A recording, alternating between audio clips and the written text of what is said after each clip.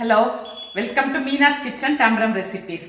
இன்னைக்கு நம்ம பார்க்க போறது ஒரு ட்ரெடிஷ்னலான ஃபுட் ரெசிபி. இது வந்து ஒரு டின்னருக்கு நம்ம வந்து யூஸ்வலி சாப்பிட்டா ரொம்ப வயர் வந்து அப்செட் ஆகாது, ரொம்ப பிளசண்டா இருக்கும். அந்த மாதிரி ஒரு ரெசிபி, ரொம்ப ட்ரெடிஷ்னல் ரெசிபி. நிறைய பேருக்கு இது தெரியவே செய்யாது. மோஸ்ட் ஆஃப் த ஹவுசஸ்ல இது எப்படி பண்ணணும்னு கூட பண்ணியிருக்க மாட்டா வந்து. ஸோ அந்த மாதிரி ஒரு ரெசிபியை தான் இன்னைக்கு நம்ம பார்க்க போறோம். ஈவன் ஸ்நாக்ஸா கூட ஈவினிங் குழந்தைகள் ஸ்கூல்ல இருந்து வந்தா நம்ம ஈவினிங் ஸ்நாக்ஸா கூட கொடுக்கலாம். சூப்பர்பா இருக்கும், டேஸ்ட் ரொம்ப ஆத்தென்டிக்கா இருக்கும். மோர்கூழ் நம்ம எப்படின்னா நிறைய இந்த கேப்பைய வச்சு ராகி முத்தே பண்ணுவோம், அதே மாதிரி கம்பு கூழ் எல்லாம் பண்ணுவோம் இல்லையா, அதே மாதிரி இதுக்கு பேர் வந்து மோர்கூழ். இது அரிசி மாவை வச்சு பண்றது. இன்னைக்கு அந்த மோர்கூழை தான் நம்ம எப்படி பண்ணலாங்கிறத பார்க்க போறோம். எஸ்பெஷலி இன்னைக்கு நம்ம பண்ற மோர்கூழ் வந்து நான் கவுனி ரைஸ் வந்து 2 டைப்ஸ் கிடைக்கிறது உங்களுக்கு. கருப்பு கலர்லயும் கிடைக்கும், ரெட் கலர்லயும் கிடைக்கும். ஸோ ரெட் கவுனி ரைஸ், கருப்பு கவுனி அரிசி ரெண்டுமே நமக்கு கிடைக்கும்.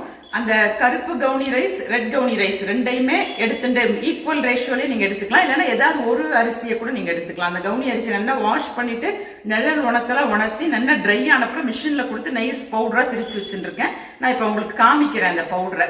நார்மலி ரைஸ்ங்கிறது பச்சை அரிசி வெள்ளையா இருக்கும் இல்லையா, இது வந்து கவுனி ரைஸ் ரெட் கலர்ல இருக்கும். ரொம்ப ஹெல்த்துக்கு ரொம்ப நல்லது. அதை ஆல்ரெடி உங்களுக்கு காமிச்சேன் அந்த கவுனி அரிசி எப்படி இருக்குங்கிறத.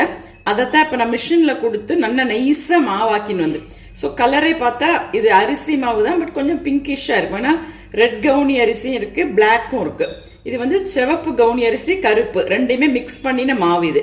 ஸோ இந்த மாவை வச்சுதான் இன்னைக்கு நம்ம வந்து மோர்கூழ் பண்ண போறோம். மோர்கூழ்ங்கிறது ஒரு சிம்பிளான ஒரு ஸ்நாக். ஈவினிங் சாப்பிட்டுக்கலாம், டின்னருக்கு சாப்பிட்டுக்கலாம், எப்போ வேணாலும் சாப்பிட்டுக்கலாம். அதுக்கு நான் முதல்ல தயிர் எடுத்துட்டு இருக்கேன். இது வந்து ஃப்ரெஷ் கர்டு இருக்கணும். ரொம்ப புளிப்பான கர்டு இருந்தால் நல்லா இருக்காது.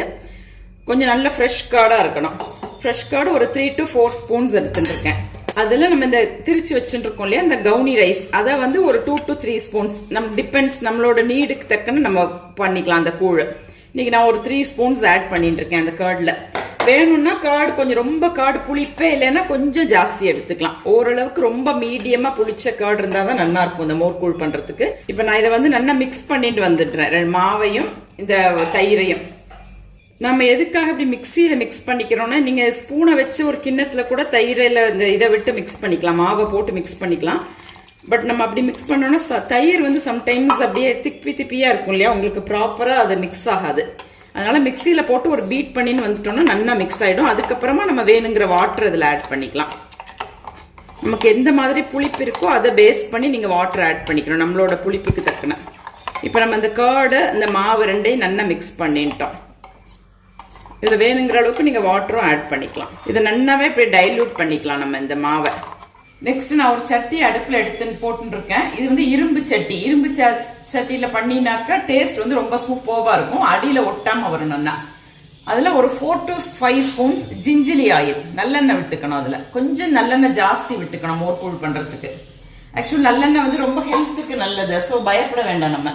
இது வந்து மோர் மிளகா. இந்த மோர்கூழ் பண்றதுக்கு மோர் மிளகா தான் டேஸ்ட் ரொம்ப நல்லா இருக்கும். மோர் மிளகாங்கிறது எல்லாருக்குமே தெரியும், பட்டர் மில்க் சில்லி. நாம் நார்மல் பச்சை மிளகாயை வந்து நம்ம மோர்ல போட்டு ட்ரை பண்ணி வச்சுருப்போம், வெயில்ல காய வச்சு வச்சுருப்போம். இது வந்து 1 year ஆனாலும் வீணா போகாம இருக்கும். ஸோ அந்த மோர் மிளகாயை போட்டு பண்ணினாதான் மோர்கூழ் வந்து ரொம்ப டேஸ்டியா இருக்கும். ஆயில் சூடானோன்னா அதில் 1 ஸ்பூன் கடுகு போட்டுக்கலாம். ஸோ கடுகு வெடிச்ச அப்புறமா நம்ம எடுத்து வச்சுருக்கிற மோர் மிளகா அதை நல்லா கிள்ளி எடுத்து வச்சுருக்கேன். ஒரு 7-8 மிளகா காரத்துக்கு தக்கன அதை அப்படியே இதில் ஆட் பண்ணிடலாம். இப்போ மிளகா நல்லா செவந்திருது. ரொம்ப இம்பார்ட்டன்ட் மோர்கூழுக்கு வந்து பெருங்காயம். பெருங்காயம் வந்து கொஞ்சம் ஜாஸ்தியா ஆட் பண்ணிக்கலாம். நான் இன்னைக்கு ஒரு 2 டீஸ்பூன்ஸ் ஆட் பண்ணிட்டு இருக்கேன். இந்த பெருங்காயம் நல்லா பொரிஞ்செடுத்து அதுல கருவேப்பிலை ஒரு ஆர்க், இதோட நம்ம மிக்ஸ் பண்ணி வச்சுட்டு இருக்கிற அந்த மோர்கூழ் அரிசி மாவு மோரையும் நம்ம மிக்சியில மிக்ஸ் பண்ணி வச்சுட்டு இருக்கோம் இல்லையா, அதை அப்படியே இதுல ஆட் பண்ணிடலாம். கொஞ்சம் நல்லா வாட்டர் எக்ஸஸா விட்டுக்கணும், அப்பதான் நம்ம கூழ் மாதிரி கிண்டுவோம். இது எப்படி நம்ம வடாத்து மாவெல்லாம் வடாத்துக்கெல்லாம் கூழ் கிண்டுவோம் இல்லையா, அந்த மாதிரி கூழ் காய்ச்சற மாதிரி காய்ச்சணும். இது கெட்டியான இது வந்து நல்லா. ஸோ கொஞ்சம் நம்ம லிக்விட் ஆக்கிட்டாதான் அது நல்லா உள்ள நல்லா வெந்து. ஆக்சுவலி இது பார்த்தா அல்வா பதத்துக்கு வந்துடும், கொஞ்ச நாழியாக அல்வா பதத்துக்கு வந்துடும். இதுல இப்ப நான் வந்து சால்ட் எல்லாம் எதுவுமே ஆட் பண்ணல, ஏன்னா நம்ம மோர் மிளகா போட்டிருக்கோம், அது ஆல்ரெடி சால்ட்டடா தான் இருக்கும். ஸோ நீங்க டேஸ்ட் பண்ணி பார்த்துட்டு வேணும்னா சால்ட் போட்டுக்கலாம், இல்லைன்னா ஸ்கிப் பண்ணிடலாம் சால்ட்டை. இது நல்லா இந்த அளவுக்கு லிக்விடா இருக்கணும். இது ரொம்ப இம்பார்ட்டன்ட் வந்து மோர் ஃப்ரெஷ்ஷா இருக்கணும். கொஞ்சம் மீடியம் புளிச்ச மோர்ல பண்ணினாதான் மோர்கூழ் வந்து ரொம்ப டேஸ்டியா இருக்கும். ஸோ இது நல்லா கொதிச்சு வரட்டும். கொஞ்சம் சிம்மில் வச்சு நம்ம நல்லா வேக விட்டுடலாம். இது எனக்கு ஆக்சுவலி சால்ட்டோட டேஸ்ட் கொஞ்சம் கம்மியாக தெரிஞ்சது. ஸோ நான் கொஞ்சமாக சால்ட் ஆட் பண்ணிக்கிறேன். ஒரு 5 மினிட்ஸ் ஆகிறதுக்குள்ளே நமக்கு இந்த மாதிரி கொஞ்சம் கெட்டியாக ஆரம்பிச்சிடும். நம்ம இப்போ இரும்பு சட்டியில் பண்ணுறோம் இல்லையா, ஸோ பார்த்தேன்னா உங்களுக்கு அயன் தாவாங்கிறதுனால அடியில் கூட ஒட்டிக்காது, நல்லாவே இருக்கும். அல்வா பதத்துக்கு வந்துடும் அப்படியே. இன்னும் ஒரு 2 to 3 மினிட்ஸ் இதை வச்சுருக்கேன். இந்த ஸ்டேஜில் கூட நம்ம ஒரு 2 to 3 ஸ்பூன் ஜிஞ்சலி ஆயில் நல்லெண்ணெய் ஆட் பண்ணிக்கலாம். ஆக்சுவலி இது நல்லெண்ணெயில் வேக வேக அதோட டேஸ்ட் வந்து ரொம்ப சூப்பராக இருக்கும். ரொம்ப குயிக்காக ஆகிடும். நமக்கு ஒரு 5 நிமிஷம் மேக்ஸிமம் இது பண்ணுறதுக்காக, ரொம்பலாம் டைமும் ஆகாது. ரொம்ப டேஸ்டியாக இருக்கும். ரொம்ப சிம்பிளான ஒரு ஸ்நாக், பண்ணுறது ரொம்ப ஈஸி. பட் டேஸ்ட் வந்து ஆசமாக இருக்கும். எஸ்பெஷலி நம்ம இந்த கவுனி ரைஸில் பண்ணுறோம். இது நார்மல் பச்சரிசி மாவுலேயுமே நீங்கள் பண்ணலாம் இந்த மோர்கூழ் வந்து. பட் இந்த கவுனி ரைஸில் பண்ணுற மோர்கூழ் வந்து ஆசமாக இருக்குது டேஸ்ட்.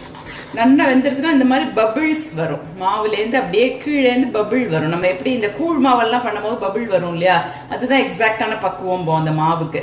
அதே மாதிரி இந்த மோர்கூழ்லேயும் பபிள்ஸ் வரணும். ஸோ இப்போ இது நல்ல பபிளாக வர ஆரம்பிச்சிடுது.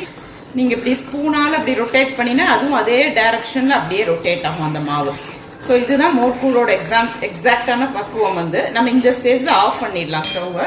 இது கொஞ்சம் இப்போ எல்லா நல்லெண்ணையும் இதை அப்சர்வ் பண்ணின்றது. இது கொஞ்சம் ஆற நல்லா இன்னுமே இறுக்கம் கொடுத்துடும். இது ஆக்சுவலி நம்ம சட்டிலே வச்சுட்டாக்க ஆற நல்லா டைட்டாக ஆயிட்டு வந்துடும். ஸோ கொஞ்ச நாள் நீங்கள் சட்டியில் வச்சுட்டு அதுக்கப்புறம் ஆறின அப்புறம் வேறு கண்டெய்னரில் கூட டிரான்ஸ்ஃபர் பண்ணிக்கலாம். இன்னைக்கு நம்ம கவுனி அரிசியை வச்சு, கவுனி அரிசி மாவு அதை வச்சு சூப்பர் டேஸ்டியான ஒரு ஸ்நாக் ரெடி பண்ணியிருக்கோம். அதை டின்னருக்கு கூட நம்ம சாப்பிட்டுக்கலாம். ரொம்ப ஆசமாக இருக்கும் அதோட டேஸ்ட். ஸோ இந்த கவுனி ரைஸை வச்சு பண்ணியிருக்கிற மோர்கூழை எல்லாருமே ட்ரை பண்ணி பார்த்து எப்படி இருக்குங்கிறதுக்கு எனக்கு ஃபீட்பேக் கொடுங்க. தேங்க்யூ.